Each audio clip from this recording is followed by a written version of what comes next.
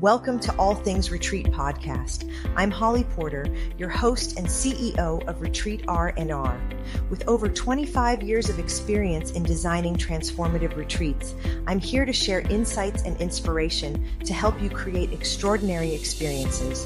Whether you're a pro or just starting out, you'll find valuable ideas here. Enjoy the ride. Let's dive in. Hello and welcome to the show, everyone. We are going to have a self-leadership conversation today. So listen in. Most of you are retreat leaders and leaders need to learn how to lead. So hopefully you'll get some big nuggets out of this. This is a great guy we're going to be interviewing. His name's Bobby, and he's the host of the Self-Leadership Lab podcast and the author of the book, Easy Hard versus Hard. His work is focused on helping others lead themselves so that they can be effective in leading others. He focuses on spiritual, mental, and physical health as the foundations to self-leadership and governing our inner worlds. Welcome to the show, Bobby. Hey, Holly. I'm glad to be here. Thanks for having me. Yeah, happy to have you. And he's got a great show. I'm just going to put a little plug in there. I was a guest on it a few months ago, and Self-Leadership Lab, right? Yes, ma'am. Yep. Okay.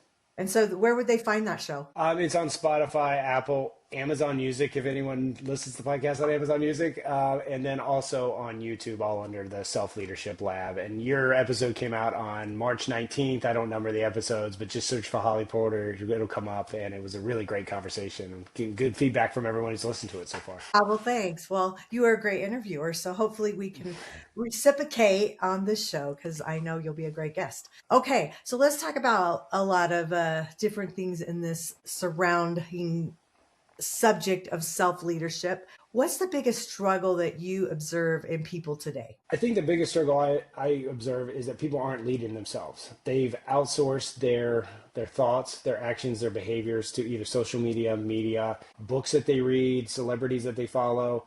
And leading yourself comes down to the textbook definition is you cannot lead others until you lead yourself, right? But I've changed that definition for myself. You've got to govern your inner world so you can govern your external world. So what does that mean? That means the work you're doing is actually the work that you want to be doing, right? The thoughts that you're having, the actions you take, they're not because someone told you to do them. It's because it aligns, as coaches and leadership people, we always talk about purpose and your values. But really, this is what it comes down to. But what I find the biggest problem is most people don't know what they are anymore. And Holly, I can tell you, I know this because I was that guy. 6 years ago, I was depressed, overweight, pretty much had given up on life. And I thought I was a bad person. But because I was looking for everyone's expectations, and that's another reason we don't self-lead is because we want to please people. We want to please our parents, our coworkers, whomever we were going after. And when you do that, you start losing sight of who you are. So self-leadership, most simply, is knowing who you are and then doing actions, work, behaviors to promote that and, having a standard and sticking with it. I'm glad you just defined that because that was going to be my next question. A lot of people maybe not understand what that means. When we talk about your book is Easy Hard versus Hard. So what does that concept mean? Yeah, so easy hard is simply the work that you're doing for the approval of others. And hard is the work that you're doing for yourself. So think of it another way too, is easy hard is your doing side. I'm going to do more. I'm going to go get this degree, this certification. I'm going to do all this stuff, right? But your heart's not into it. Your soul's not into it. So you're working very diligently. You're working hard, but you're not, fulfilling your soul. And, hard is the work that you actually want to be. And I'm not talking about your 9 to 5, because certainly we all have 9 to 5 jobs. It's like, how are you showing up as a person, a father, a mother, all the things I talked about earlier. But what I find is most people replace their easy hard becomes their identity or their whole, and the whole concept easy hard versus hard, it's from my military days. And I just think in terms like that, because, how many people out there who are listening today, you're saying, man, I work hard. Well, but are you working hard on the right things? So easy hard, for years, I was going after easy hard. And yeah, it was impressive. People loved it. I was successful in the world's eyes, but I didn't like myself as a person. And that's a terrible place to be. So I think, a lot if you focus inward, not in a selfish manner, but maybe a little selfish at first because you got to get back to your core, who you are and what you want to be doing. Don't they say, love what you do and never work a day in your life? I think very few people get the honor and privilege of saying that. But Yeah. if you change your thinking and Yeah. don't look at work as work, look as work as a mission field, a battlefield, however you want to define it for yourself. You know, so many people are dissatisfied with where they're at and they want what's next. But why Yeah. don't you make what's next where you are right now? Make the world where you are better. Kind of the whole Boy Scouts. Don't leave a place worse than you found it, what kind of thing. Right. But imagine if we all took where we wanted to go and started practicing it in what we're Mm. doing now. Not only would it give you fulfillment, it might make the world a better place. I don't know. It's worth a shot, Yeah. right? Yeah. Well, to me, I always have said nothing's worse than being unhappy because I'm all about being happy. And I've had 12 startup companies and a lot of them overlapped. And so I wasn't really lit. I was flighty. I had several for 20 years, but I just like I had a idea, a concept, a hope, a dream, a wish, and wanted to create something new. And so but I was still happy with what I was already doing. I wasn't ready to walk away.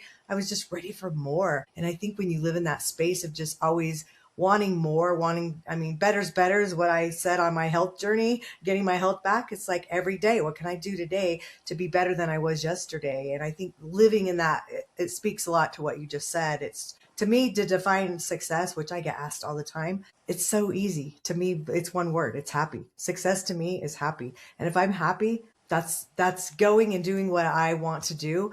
It's not for me, it's not about how much money I'm making. It's about who I'm serving and am I waking up every day ready to start the day and be excited for a day instead of dreading a day. That's like the worst for me, is dreading a day. So That's let's not stay beautiful.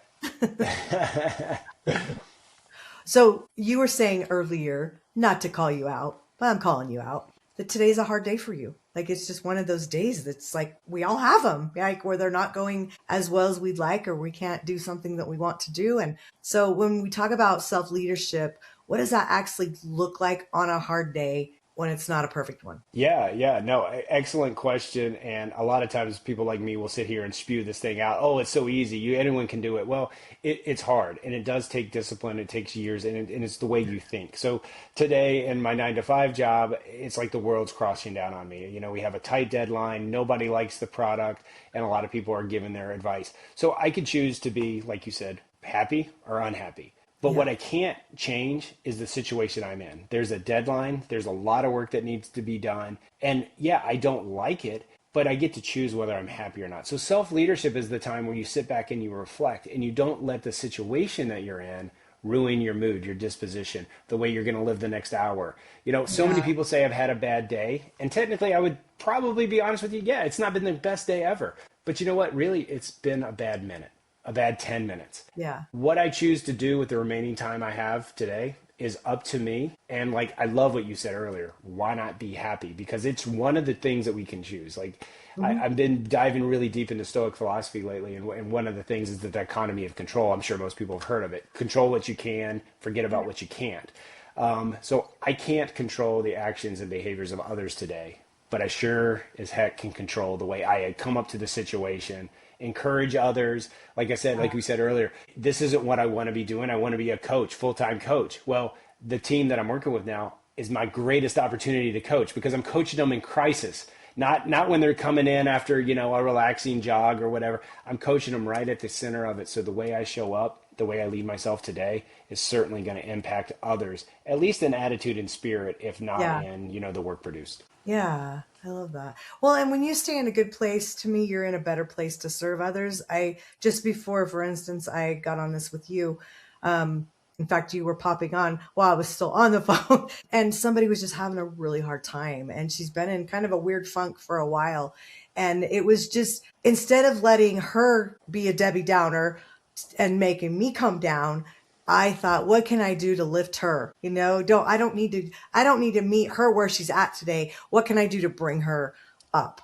And I hope I did that. I really feel like it is sad when you see people going through that because sometimes we're our worst enemies. We're the ones that we get into that crazy space and sometimes it's hard to get out and it's like figuring out what you can do to build someone up. And so I'm hoping I'll have to reach out to her because I had to kind of hurry and cut her off because we had to start the show. But you know, I just think it's always looking for the good and thinking positive and bringing people up, not getting down with them. So how would you say, when you're out of alignment? I can feel it in my body, right? When I've struggled, like I mentioned earlier, I've struggled with depression for years. And, it's little things. It's like eye twitching, or I become more fidgety. And, a lot of times it's just the mental self-talk that goes on in my head. Like I might go from like, hey, doing something to, hey, you're not good enough, or you'll never get this done. Any of those limiting words that I start hearing in my head, that's the time where I know, hey, I'm out of alignment here. What do I need to do?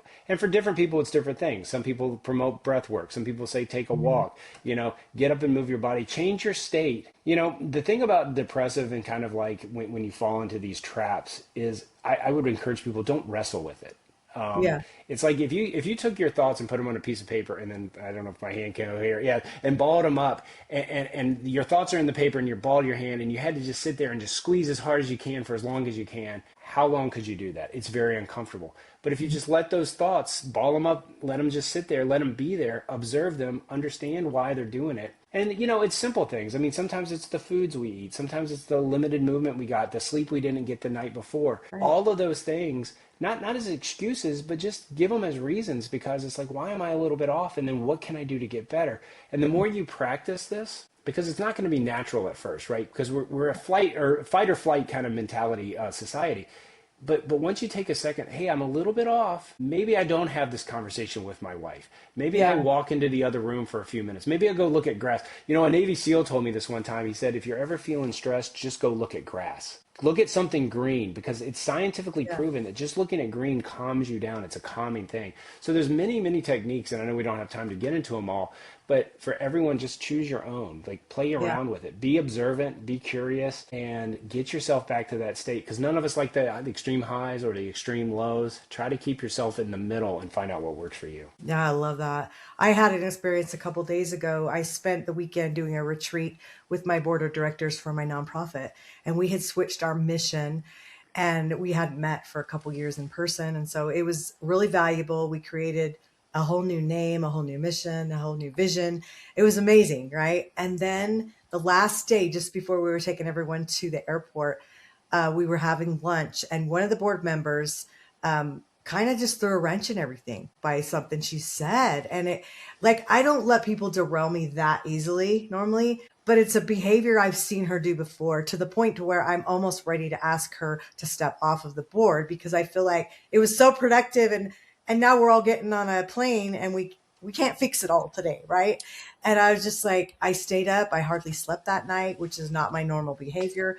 And I just thought, what is it? And I'm working through that, and this is a beautiful person that I love, that has been with me for, probably 10 years we've been friends. And so it's kind of like just figuring out what's going to work out best. And when you're a leader, you need to work out what's going to be best as a whole for the group, and a whole for the mission, and for this matter, right? It's like, I love people poking holes in things, because it's how you solve things, and it's how you get a resolution. The timing of it was horrible, and it was like that, almost, I felt like it needed to be maybe a private conversation, because it I don't think she realized it threw me on an emotional roller coaster, I felt like, at the time. And so I think it's just, I'm working through it, and I'm just sharing that, because it's just, we're not perfect. You admitted to me, you confided, you're having a bad day today, and it's like, we can turn that around. It really is state. And what did you say? Mhm. You said you're going to go for a walk when we're done with the podcast, just to kind of clear your mind and get in a different state. And so if you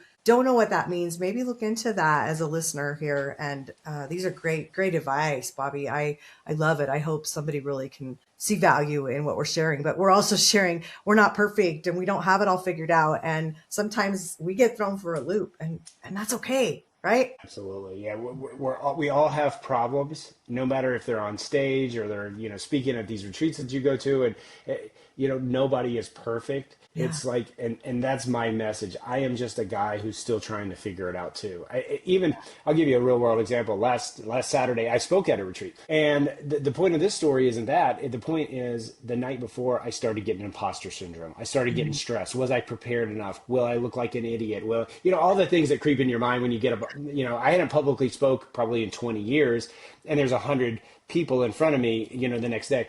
Well, things weren't going my way. Like my dog started acting up. I didn't get to bed because I had to wake up super early to get to this event and that sort of thing. And I lost my cool for a minute. Mhm. And the next day I'm going to go talk about, mental and spirit and physical, health and leadership. And I'm like, am I qualified? I mean, I am failing. But you know what? The next day I just told everyone, hey, listen, here's an example. I'm going to talk about a lot of things today, but I'm not perfect either. I let my own inadequacies affect my mental health. Now, here's the beauty of it. 6 years ago, that probably would have meant I would have canceled with you today. I probably would have taken a week off of work. I would have been Yeah. so, I couldn't forgive myself and I couldn't go on.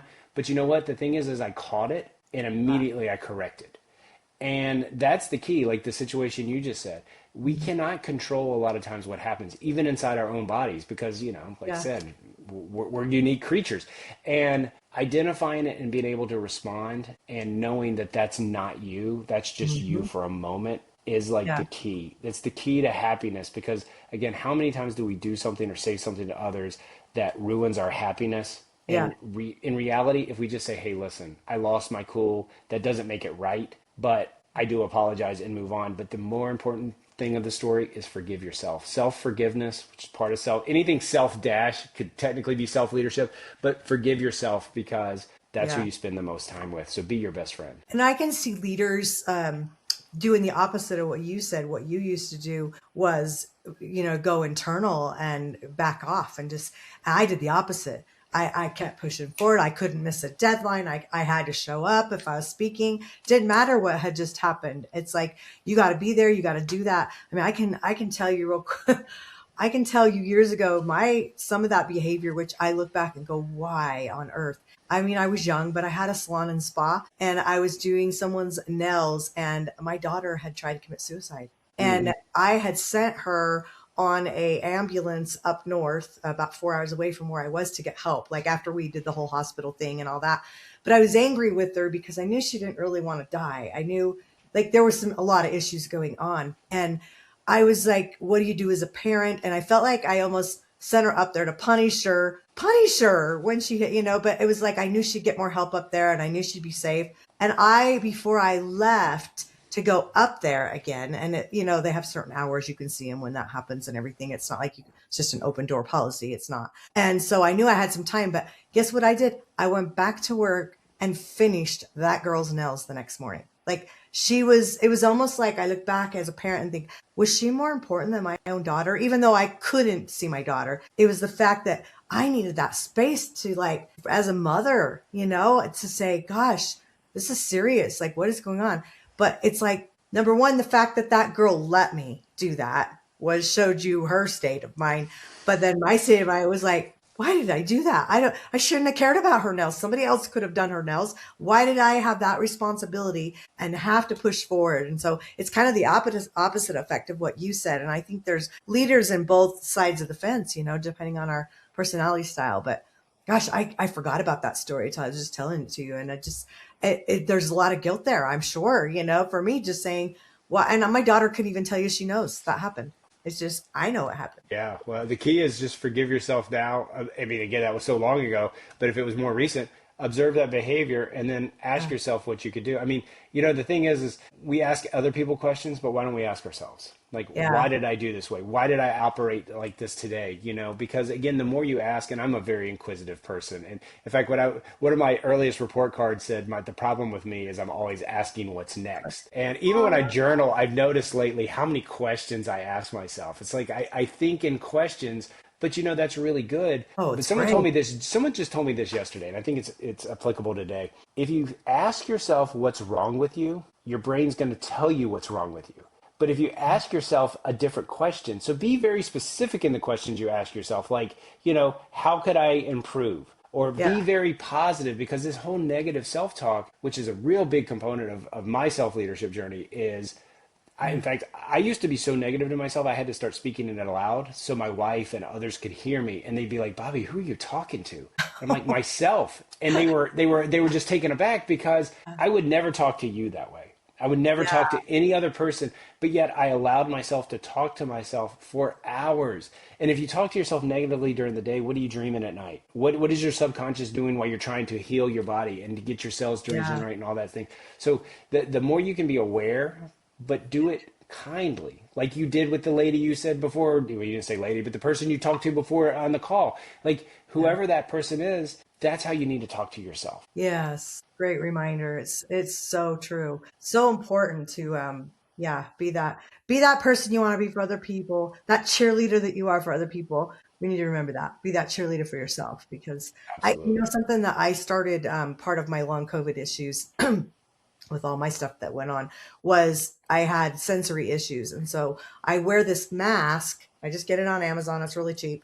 Get a mask, but it has speakers in it that are flat. And I bought a YouTube account. We don't have Netflix or anything. So I have YouTube that I pay for. So there's no interruptions at night. And I listen to affirmations and binaural beats and stuff all night long.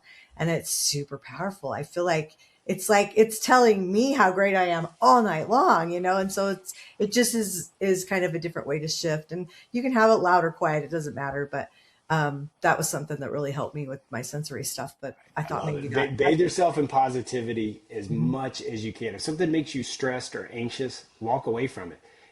That doesn't mean you don't Absolutely. challenge what you think about things, but so many of us will sit there and watch a news thing that just terrorizes our soul. You can turn the TV off.